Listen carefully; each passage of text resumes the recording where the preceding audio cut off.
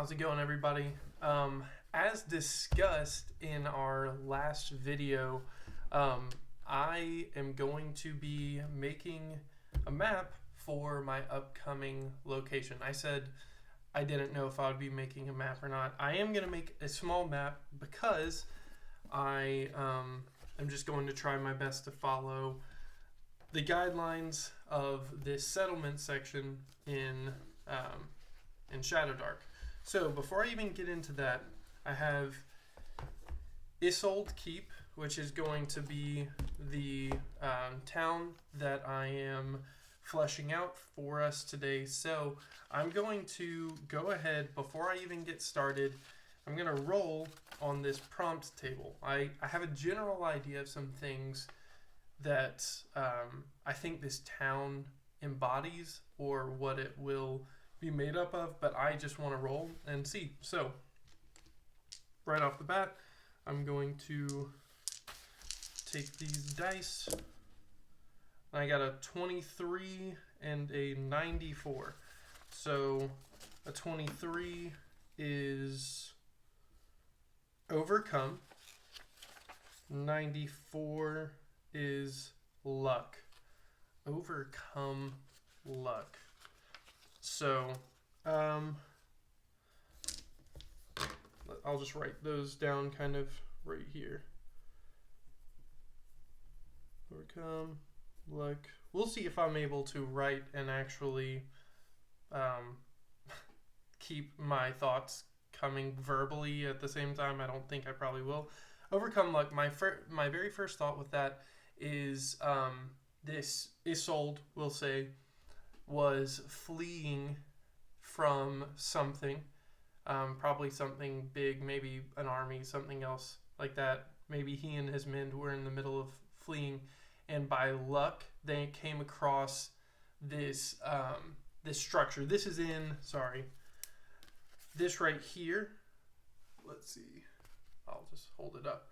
1006. This is Isolde Keep. So it's in a desert-ish biome outside of this jungle, and I'm gonna just say, like, naturally this thing it's built on a large rock, like an outcropping, and they were just able to find this place, and they were able to kind of make a makeshift keep for themselves to fight off whatever this thing that was chasing after them. And that's our overcome luck. I'll write that down at some point later. But so Isolde, long ago, probably isn't going to be relevant now, but I just wanted to have a little bit of history for that. So without further ado, let's just look at this settlement map and how this works. So right off the bat, I know this is a town, but also cities don't actually populate on my on the hex map portion of this. So, or actually maybe they do. I just didn't get lucky to roll a city. I just have towns and villages here. But I want this to be a larger town. So what you do is you roll 4d4 to determine whether it's slums, low district, artisan district, or market district. But I'm going to go ahead and throw in, I'm going to use 3 d4s, and I'm going to use 2 d6s, because I think this has become a larger town. Maybe it's one of the larger settlements in the area. So I want it to have the possibility, at least, to have maybe a high district or a temple district. We'll see if that actually happens or not here in a second. So now that I've kind of explained it, so we have the options are slums, low district, artisan district, market, high district, and temple district. Once I have those and we have a general idea of where they are on this map, then we will roll to see what's actually in there. And right off the bat, I'm not going to roll alignment here. I'm just going to assume that it's neutral for the most part. And let's see. Okay, so each district has 1d4 main points of interest. So if I re-roll, or if I roll one of these twice, then if it makes sense, like, then we'll just take it as we go. Maybe in that case, I'll roll 3 d4s and 1 d6, or actually we'll do it like this. We'll do 2 and 2, so we have the possibility a little higher. I'm making this up as I go, so we'll just see what happens. And so what we're gonna do is I'm gonna roll on the sheet of paper right here, and then we're just going to see what we get. So, all right. So we didn't get anything that was above a 4, but we got a 3, a 2, a 3, and a 4. Let's see. A 3 is an Artisan district, which has... I'm going to re-roll this one right here. I'm going to keep the general structure, though. Move them up. And then re-roll that. Okay, so we got 1, which is Slums. All right, so I'm going to just generally mark out where these things were. I am going to do this in pencil for now. I'll probably come back afterwards and cover it up, do some pins, so you guys may not be able to see it super well, and I'm sorry if that's the case. But for now, this is just what we've got. So we'll start from the top left right here, and that is going to be our market district. So I'm going to roll 1d4, and that's going to be how many points of interest are there. So 3. So 3 in the market district. I'll just do it here. Again, this may look different by the time I'm done with it, but I want to at least get it moving in the right direction. So I'm going to roll 3d6 on this market table right here. 4, 4, 6. Rare and exotic goods, 2 of those in an illicit black market. Okay. So 2 rare and exotic goods. And then 1 black market. I'm also, okay, I mentioned in my last video that I'm not a city planner. I'm also not a history buff. I'm not like, I'm a nerd in a whole lot of ways, but I realize how dumb I feel all the time when I talk to some of my friends who have like this rich understanding of history and understand all the inner workings of like ancient cities. I have no idea. So if you see me saying something and you're like, that would never be in a market, just know that I'm a noob and I'm trying my best. But you also don't have to, it's my city, so I don't know why I'm even saying this. Feel free to say it's trash though. I honestly would love to hear somebody say that. But so we got our market. Let's go ahead, and 3 is our Artisan district. Let's roll our d4 to see how many points of interest. 4. Okay. Stocked, modest temple, standard tavern, wealthy shop. So those are our options. Okay.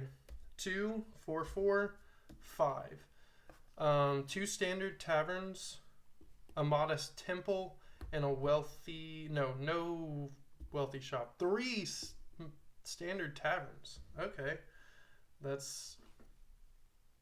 Why would that be? I'm going to guess that since this is like one of the larger places, it's kind of a hub where people pass through. So these taverns are kind of taverns / inns, and they, it's just a heavily trafficked area. So that's why we have that. And we'll kind of generally discuss what those taverns look like here in a minute. And then a modest temple. So 1 modest temple, and then 3 standard taverns. Okay, this is cool so far. Number 2 was a low district. Let's see how many points of interest we have there. 3. Man, this place is interesting. That's for sure. Right. Low district. Also, sorry that you guys are just watching me scribble around here. I'm sure that you can't tell anything that I'm writing, but I hope you believe my voice. Okay, we got 3, 3, and 4. We got 2. Oh my gosh, we got 2 poor taverns and a poor shop. So, yeah, this is just an absolute bustling place with a lot of people passing through. Maybe that means not a whole lot of people live here, and a lot more people are just kind of on their way through to do different things, but you have these different points for them to spend time at or to stay at for short-term trips and things like that. But I'm not going to get too into that yet. I'm just kind of getting my thoughts going. So we've got 2 poor taverns and 1 poor shop. Last but not least, we've got the slums out here. I kind of view this as like, just right now in my head, if this is like on a rock, like the keep naturally kind of winds around this big structure, then the slums would be at the base, and it kind of goes up all the way to the market district at the top, which is so it gives some level to this. So maybe this is like right outside of the city, like right at the base. How many points of interest there? 4. Jeez. Okay. We're maxing these things out. Slums. I'm going to re-roll that one. That's a leaner. 6. Okay. 1, 2, 2, and 6. A 1 is a seedy flop house. Okay. Seedy flop house. I also don't know if you can even see what I'm pointing at, so I'll pull it down just a little bit. Oh my god, oh my gosh, we got 2 more poor taverns. What is happening? Okay, poor taverns. I know I could tailor make this in some ways, but since this is the first time I'm ever doing this, I really want to be as true to what I'm rolling as possible, and I just think that this seems like this is really cool. Number 6, that's awesome. We've got a witch or warlock's hovel. Witch, warlock, hovel. Man, this is crazy. I really, this is getting like a lot of ideas going already. So let's go ahead and flip to the next page, which we'll go ahead and just get some of these taverns generated. We don't have a whole lot of shops, so I need to figure out how I'm going to lay this out. Hey everybody, Bob Ross here to give a breakdown of what Jared's doing right now. He's drawing an outline of the town with pencil first to prevent any happy little accidents. He's then going to go over it with pen in order to give it a more permanent feel. See how that road meanders its way from the slums all the way up to the market district. And now you can just feel the story being told. Okay, so I spent way more time doing that than I'd expected, so I'm going to have to kind of rush through the rest of this. I say rush. I'm going to do everything that I need to do from what I can tell. But let's go ahead and start with the market. We've got 2 rare and exotic goods. I kind of envisioned it like this. This is the road going into the town leading up to the market district. We've got the Artisan district right here, low district, some housing over here, and then the slums down in here. No like rhyme or reason. So rare and exotic goods, we will call. There's not a from what I can tell, I think what I'm gonna do is just go for names for now, and then we'll go from there. We've got this will be the first one. This will be the second name, and then we'll go for a known for after that. So 1814, we've got Marvelo's Hearth. Okay.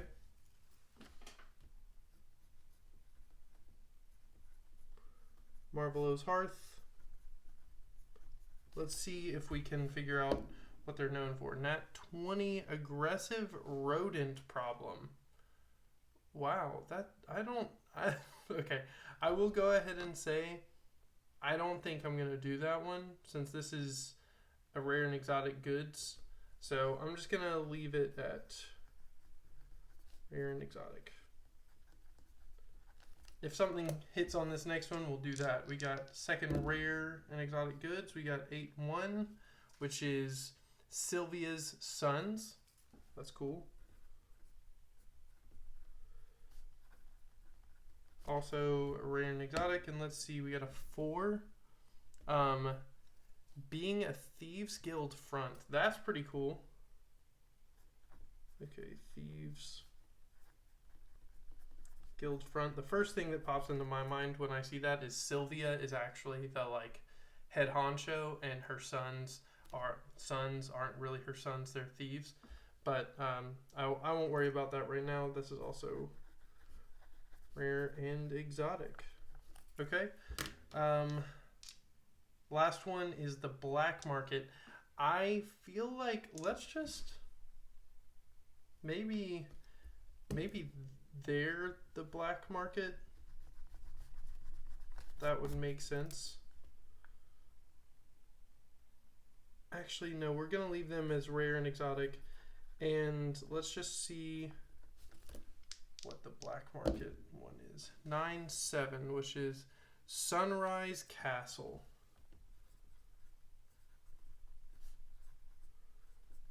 That's interesting enough. With an 11, fencing illicit goods. You can't make this up.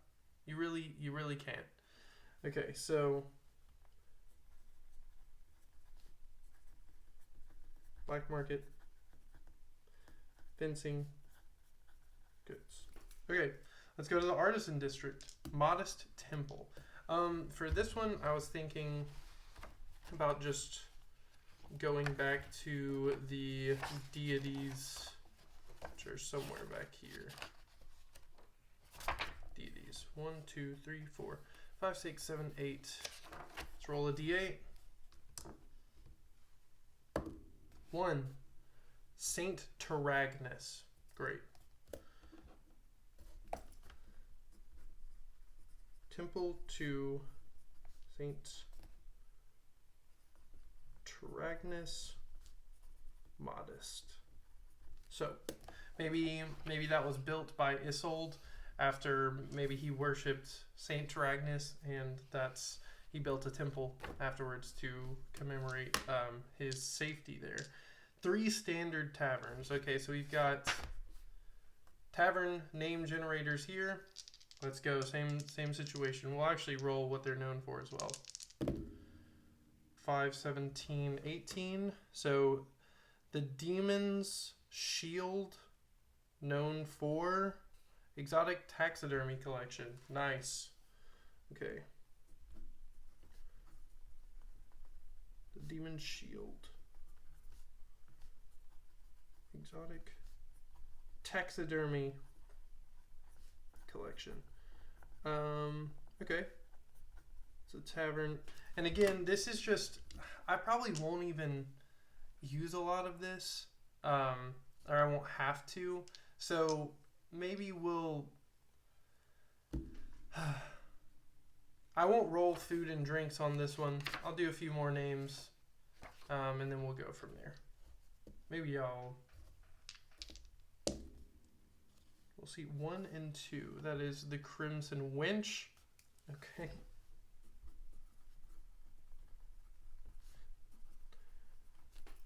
Then we've got 4-4, which is the Rusty Eel.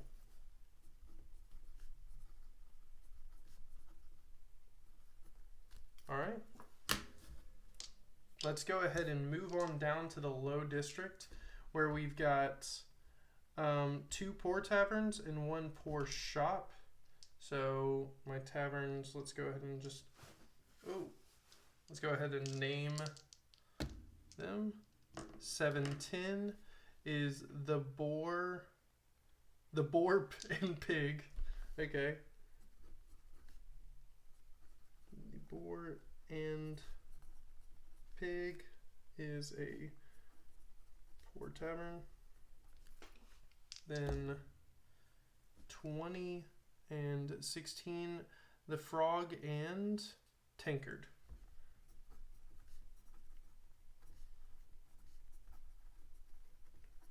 Frog and tankard. And then we've got a shop, a poor shop. Let's see. Let's just roll a d12 on this poor shop table. 11 is a gambling house. Okay. This gambling house with the name of 813. Oh, Sylvia's. Okay, wait. This actually. And I think I said 13. I messed it up over there. So we're just going to go Sylvia's Coins. Oh my gosh. What's Sylvia's Coins? So Sylvia definitely is the Thieves Guild front. Sylvia's Coins is the gambling house.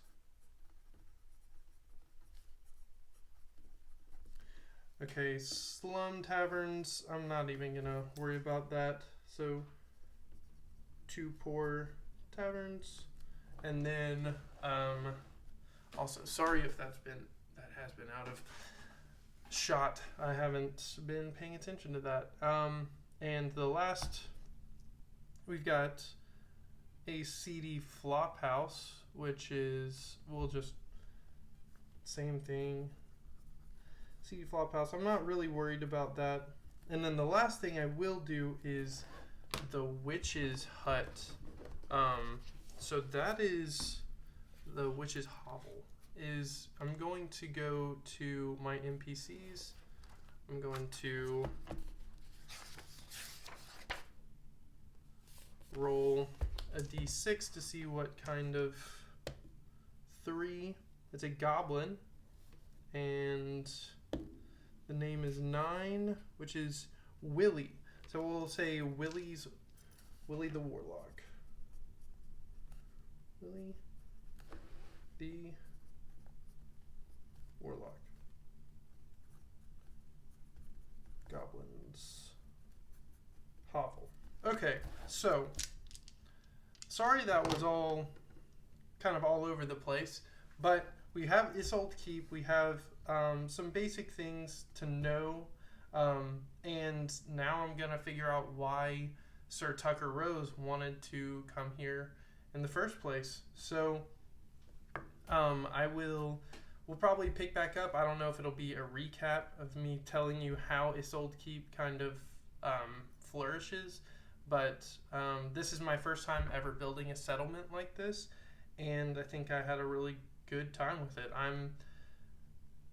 just drew things out.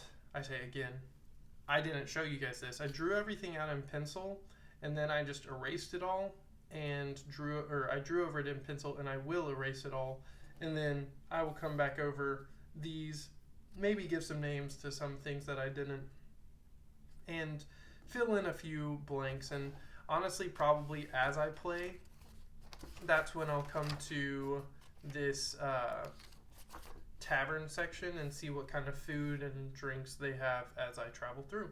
So I appreciate you guys being here for this. I don't know if this is interesting to you at all, but it was a fun thing for me to be able to build this town and just sort of, I don't have to have all the details, but I'm glad I have some, and we'll see how that comes into play in my next session.